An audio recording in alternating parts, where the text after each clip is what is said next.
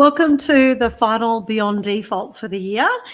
Today, I want to do something a little bit different, and that is I want to take you on a journey. I've been thinking a lot lately about how do we finish the year with intention.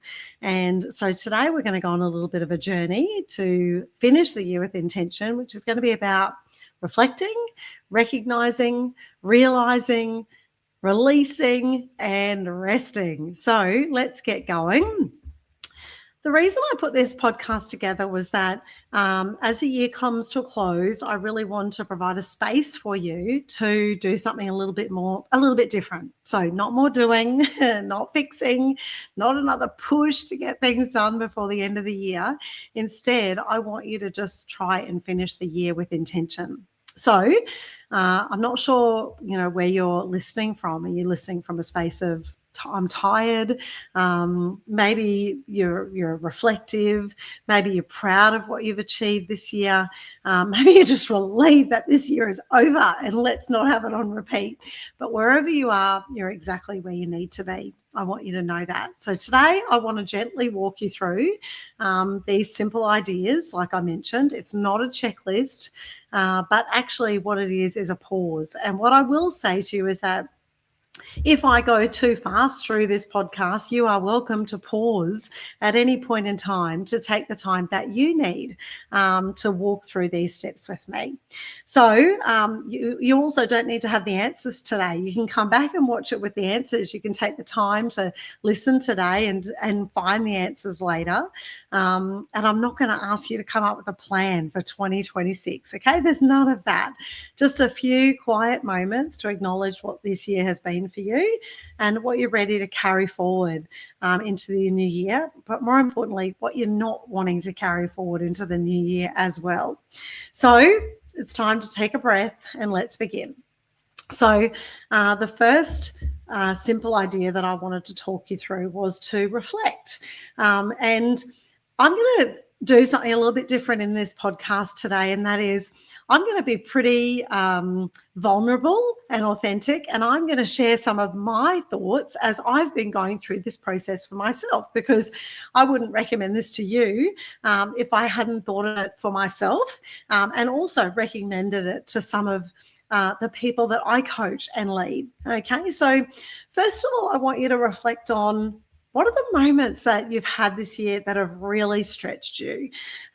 So one of the things that I know really stretched me this year was I was invited to go to North America and actually train to speak at a seminar and to train a group of about 100 people who wanted to build a similar business to what Peter and I have in Australia and New Zealand. They wanted to build that in the US. And so I was invited to speak at a seminar and teach them. So there was a small group on one day and then a much larger group over the Saturday, Sunday. And that really stretched me. It stretched me in ways because whilst I had been working in this arena for so many years, I hadn't actually taught people structurally how to do it, other than, Peter and I have hundreds of coaches across Australia and New Zealand, and I've kind of shown them the way one-to-one and by role modeling the way, but to teach it to a mass of people was something really quite different.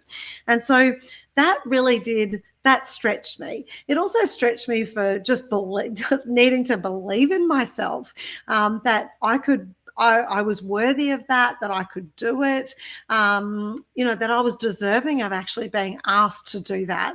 And that I didn't feel guilty about it, that I was given the opportunity over some other people, which I've certainly done that in the past. The other thing is that the reason it stretched me was it made me start to realize that I'd had a dream many years beforehand. In fact, when Peter and I first started our health business, I had a dream that I wanted to be able to help people.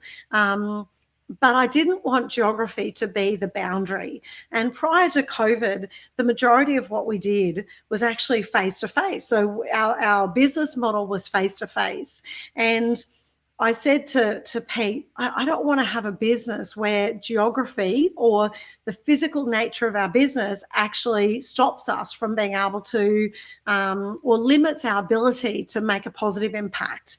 And COVID actually really made us think twice about how do we actually deliver our business model. And so as a result of that, everything moved to be a virtual business offering. And so as a result of that, the opportunity that presented itself with the US made me realize that the dream that Peter and I had created together, back in 2018, actually could become a reality, that we could help people regardless of the boundaries. So that was really exciting. So it stretched me to a place that I didn't know that I could go, but also helped me see that stretching meant that so much more was possible. So I want you to think about that, is what are the moments that have stretched you in 2025? The next thing I want you to think about is, have there been moments that surprised you?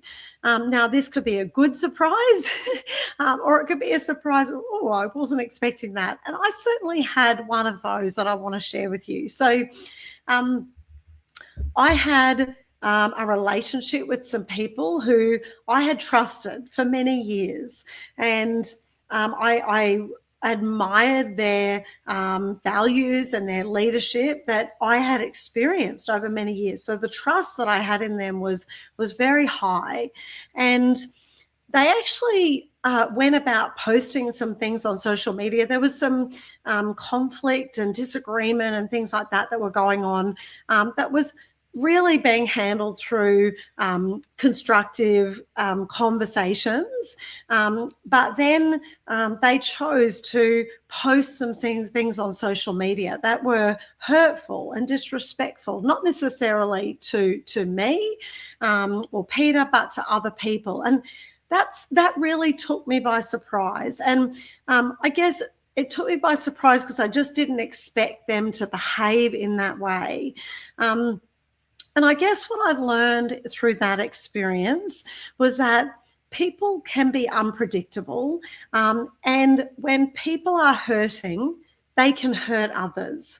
There's a saying, hurting people hurt others. And that was something that I really realized. And that hurt is always your own version of the truth. So regardless of what I knew of the truth of the situation, their version of the truth was very different. So they were hurting from a place of their own version of the truth. And I think the other thing that I really learned from going through that surprising experience was that it's very easy to get sucked into other people's drama, other people's hurt, again, other people's version of the truth and how they feel about that. And I needed, and so did Peter, we needed people to hold us steady during that time. And that's the bit that I guess I wasn't surprised about, in that, the people who I knew that I could rely on, my steady mentors were there for me. The people who I had the utmost respect for in my business world, they were there for me. They were the people who were able to keep me steady and hold me steady during whatever the twister was that was going on around me. So there's another thing. What are the moments that surprised you? And yours might be good. Mine wasn't so good. The moments that have changed you. I want you to think about the moments that have changed you, the ones that happen in quiet, without the applause. No one knew about it, but it was something that changed you. I would say for me, something that has changed me this year is my change to my morning routine. I very much, and in fact, one of my I've got two favorite mornings of the week that I actually, you might think this is weird, but I get up at 3:30 in the morning because I've got a walk and talk that I do with my New Zealand team, which is 4 till 4:30. And the time between 4:30 and when anyone else in the house wakes up, which is about 6 a.m., so there's about an hour and a half, I have complete quiet. I bought myself a lovely side table and lamp, and I sit on the couch. It's completely dark except for this lamp that's on, and I read. I do a Bible study because it helps me first thing in the morning connect with God. So I do a Bible study. I really go to a place where I'm going deep inside myself, and I do my reading. And this has very much helped me as far as I really needed that time. Given some of the challenges that we've had this year, I really needed that time for myself, the time to refuel me. And helped me with learning about me, learning about my leadership, learning about my purpose. So that's definitely a moment that has changed me in the quiet that no one else is observing.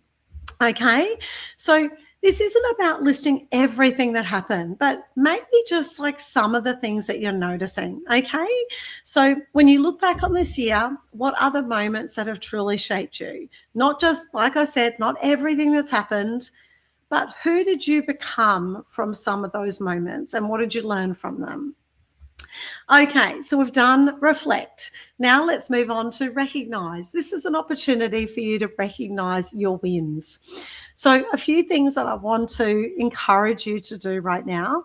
This is where you really slow down and notice the wins that you've often dismissed. Okay, there is some research that states when we take the time to recognize and reward ourselves for an achievement, we increase our confidence in our abilities. So please do take the time to reflect on this. It doesn't have to be big achievements, it can be small ones. So, when did you show up when it was hard? I would say to you, like, there's been some people that I've worked with this year. There's a saying that my mentor uses where he says, there are times in your life where you work with people who tolerate you versus appreciate you. And I feel like this year I've worked in spaces where people have tolerated me versus appreciated me. And that's when I've had to show up when it's hard. And I've had to show up with grace and doing what John Maxwell says, and that is to put a 10 on their heads, regardless of how I feel that they feel about me. I've had to show up putting a 10 on their head, going, this person is a 10 out of 10 person, and seeing in them the things that, that are potential for them, regardless of how they treat me. So that's been hard, but it's been a great leadership experience. What about, when it comes to an achievement, have you had to hold a boundary, where you've again, like, that's been a big achievement? I know, like, I've worked with some people over this year who've probably abused some of the boundaries. But what I realized, there's a story that a counselor shared with me once where she was saying, imagine that your neighbor has a garden and you've got this beautiful manicured garden. And you look over in your neighbor's yard and you see that their garden has got weeds and it's overgrowing and so forth. So you go over to their garden and you start pulling out the weeds and pruning the rose bushes and making it look immaculate. And then you look back at your own garden and realize that your garden has got weeds and things are dying. And so you go back. And then what happens is your neighbor's garden actually starts to die. And instead of your neighbor taking responsibility for making sure it's okay, they start to get resentful towards you because you're not looking after it.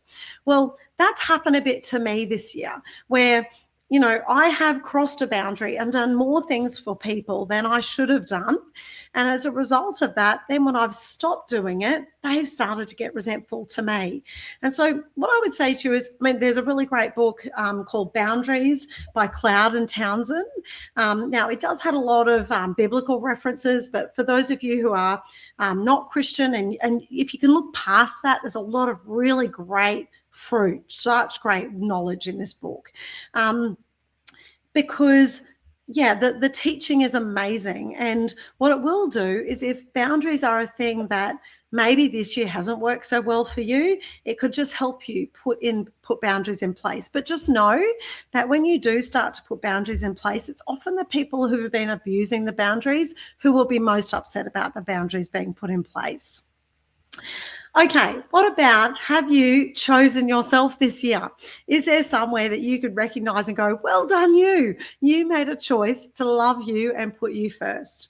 I would say to you that that is probably something I have not done well this year. So I'm not going to recognize it for myself, because I look at some of my personal goals. In fact, I would say to you, and this is not good, but 3 out of 5 of my personal goals I have not achieved this year. And they were probably my top 3, outside of the, personal morning time. But I've not achieved them, but that's, again, given me a good reflection point.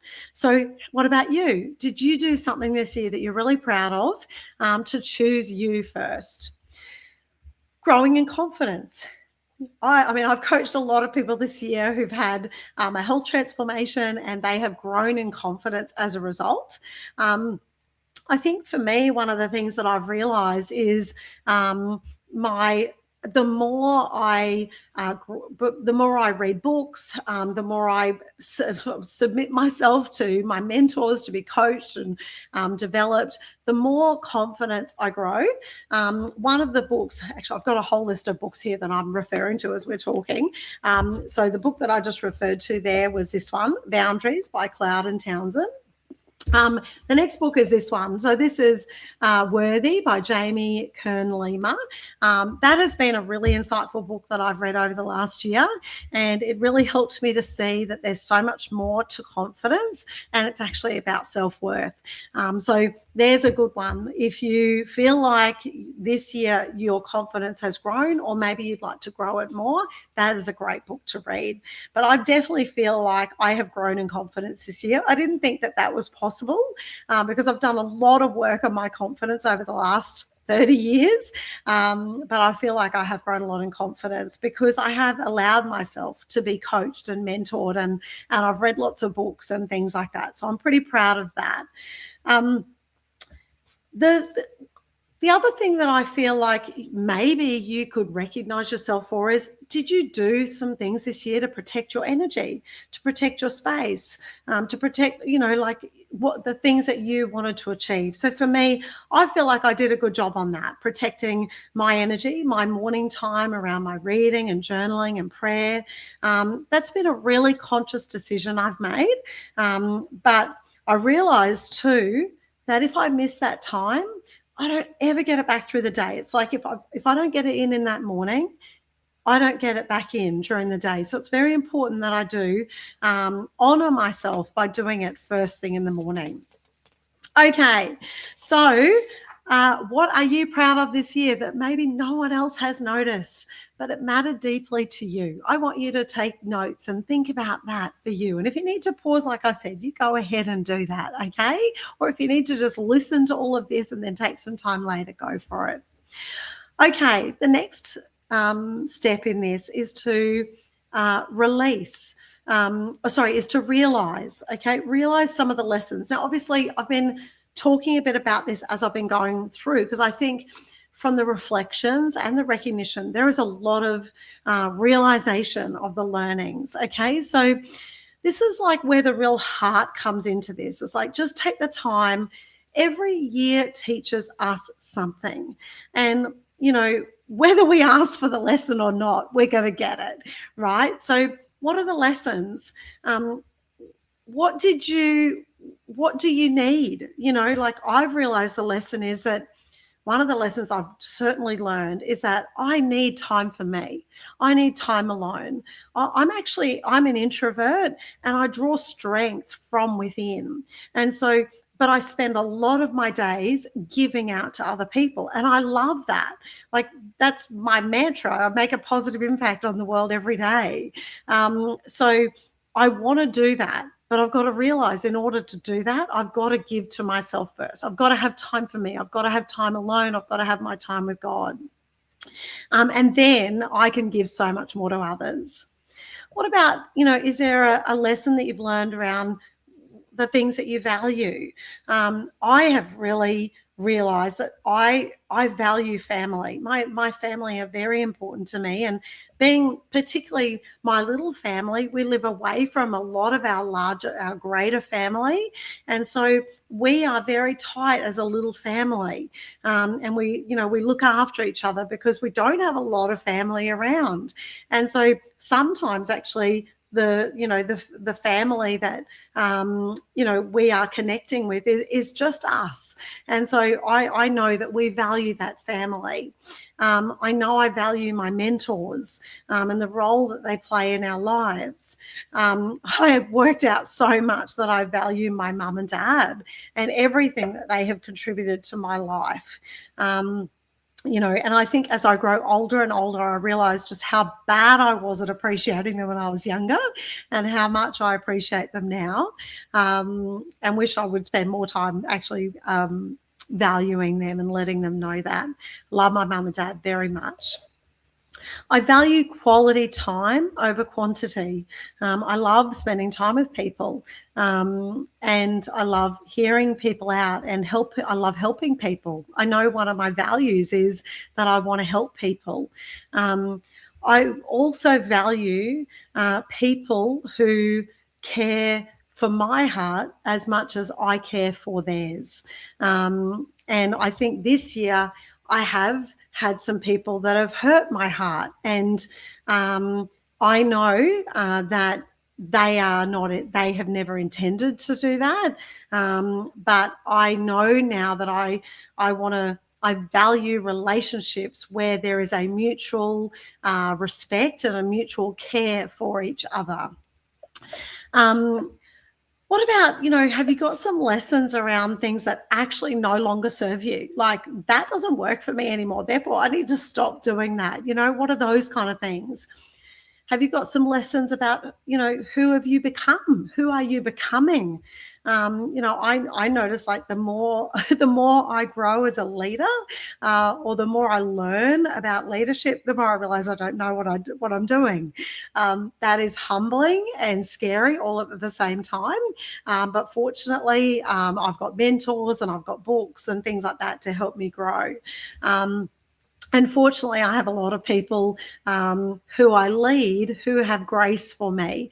And that's probably something else that I've had as a lesson, is I realize I really value people who have forgiveness in their heart and know that I would never intentionally go out of my way to hurt people. And if I do, it's definitely a mistake on my part, but not intended. And I love that I have people in my life who have grace with me. And so that's certainly, because I know the more I learn about myself and my leadership, the more I know I've got so much to learn, and so I'm not going to get it perfect. And so I value the people I lead who actually have grace for my leadership, or the fact that I'm growing as a leader. So what are the lessons that you've learned about yourself? What did you learn that you needed? What did you learn that you valued? What no longer works for you? And what did you learn about the person you've become, or the person you're becoming? This isn't about self-improvement. I'm not asking you to think about now, what are all the things I'm going to improve about myself next year? It's all about just self-awareness. What did you learn? What did you realize about you this year? Yeah, and what has this year actually taught you about yourself, your needs, what really matters to you? So we've talked about reflect, recognize, realize. Now let's talk about release. It's all about let it go, let it go. Okay, so I better not sing. But I just want you to really create a space right now for letting things go.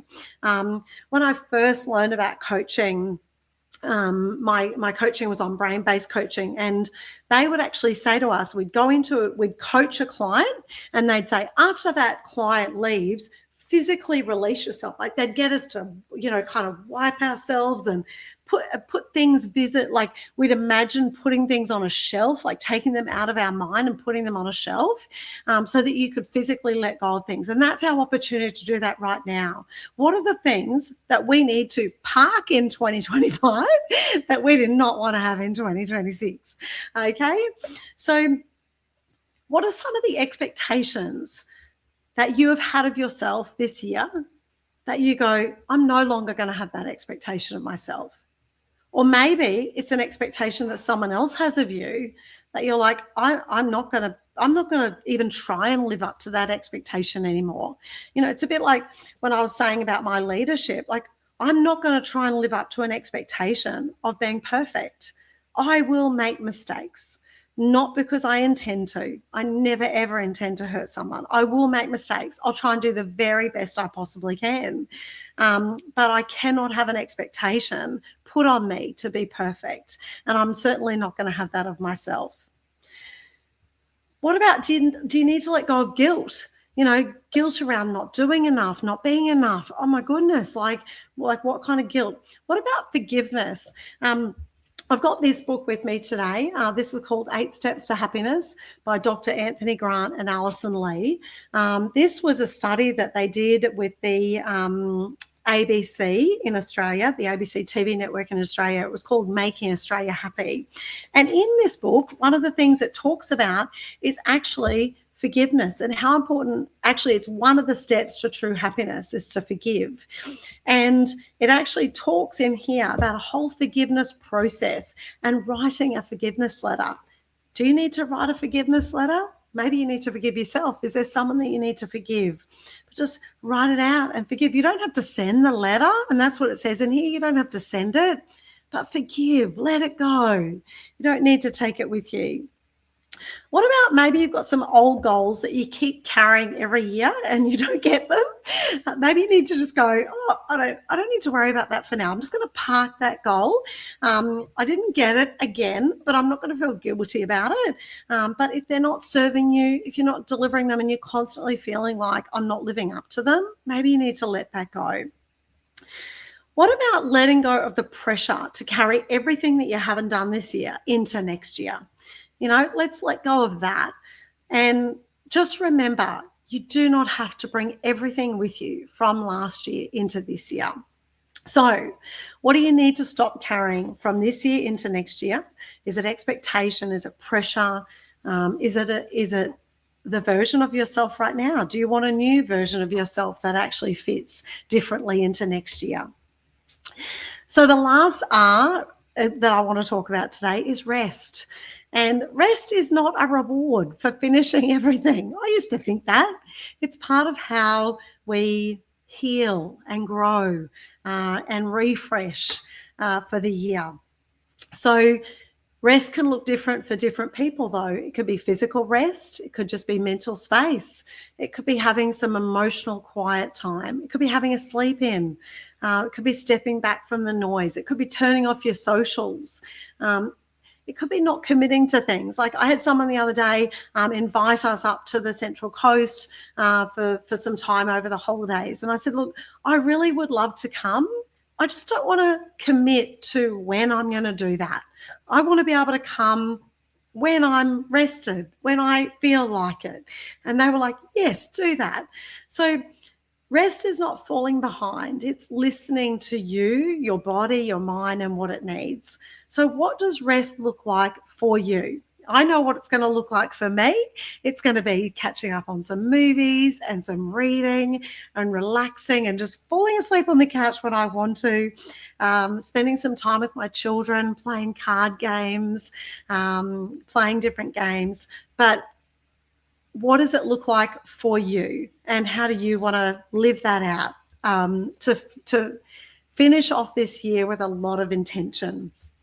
Now, there were some other books that I had here to share, and I can't even remember why, but how about I share them before I wrap up? So one is Don't Sweat the Small Stuff. In fact, there's 2 books here on change. I feel like this year, some people have really struggled with change. Who Moved My Cheese is a great book to help you realize, what does change feel like for you? And the other one is Don't Sweat the Small Stuff. So sometimes change can happen in your life, and we hold on to the past. And there's a really great model by William Bridges about change, where people spend a lot of time grieving and letting go of the old ways, and sometimes they'll never let go of the old way. Okay. And when you've got an opportunity over this particular period right now, is what do you need to let go of? Before you actually start thinking about what is it, because the new way can only be the new way if you're ready to see the new way, but not if we're holding on to the old one. And I guess this one here, given the subject of rest, is 3 seconds. The power of thinking twice. So maybe whilst you're resting, think about how you can take the opportunity to think twice rather than necessarily thinking and acting straight away. Okay, so as we come to the end of this podcast and this episode, plus this podcast to end off the year, I want to remind you of something really important. Nothing is lost when you pause for 3 seconds or for a little bit of time. Reflection is not standing still. Rest is not falling behind. Letting go is not giving up. Sometimes the most powerful thing we can do is make space.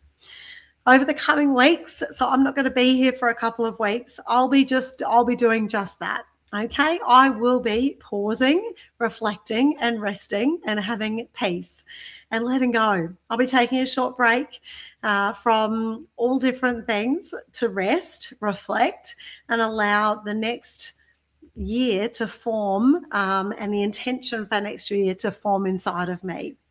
I would encourage you to do the same. If you're also stepping back, I hope you do so without any guilt, without any pressure, and without the need to have everything done or figured out before you do. Thank you so much for being here with me this year and supporting me to launch this podcast, for listening, for reflecting, and choosing to live a life of intention and not one of default. I'll be back in the first week of January, rested and ready to reset for the year. So until then, take care and Merry Christmas.